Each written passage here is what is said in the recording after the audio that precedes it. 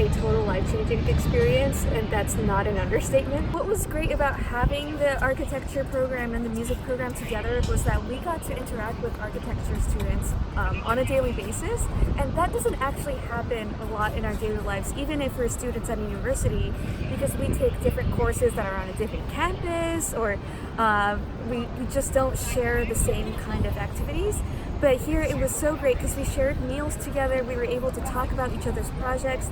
Architects would come to our concerts and they'll make sketches of us, and then we'll go to their exhibitions, and we learned so much from each other. But also I feel like there's such a direct connection between music and architecture. Messiaen had met Agaphanin in person and gave him advice as he played the piece. So I was getting his direct advice, so it was just one connection away. And then also he told me about this piece that Messiaen wrote that was rediscovered in 2007, so really recently. And then I'm doing my doctorate studies right now, and it was perfect because I thought, well, why don't I do a comparative study between Agreement Variations, this fantasy that was rediscovered, and the last movement of the Quartet of End of Time, and these are three just marvelous works.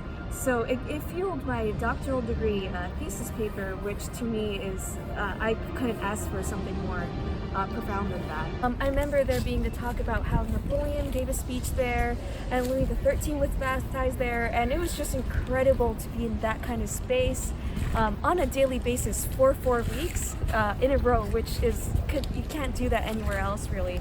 And it's so important to do that because we're playing historical music, and to be in touch with the architecture that was built during that time is just absolutely irreplaceable. I did a piano quintet for Schumann, which was also great because, you know, of course we'd love to be immersed in French music, but also it's also nice to have other input as well.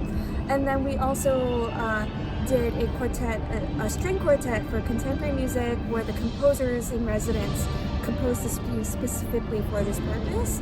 So between that and also playing the Ravel string quartet, where there are 4 groups and each played each movement, was just marvelous because you got to see the whole work, the whole composition, but divided in 4 by different people with different interpretations, and we also had different coaches for each of the pieces, which was so nice. It has something that other places really cannot offer. It's the perfect amount of time with like the best faculty you could imagine, with people who are so talented and really motivating, and they're so inspiring to be around, in a place that's historically just has so much to offer.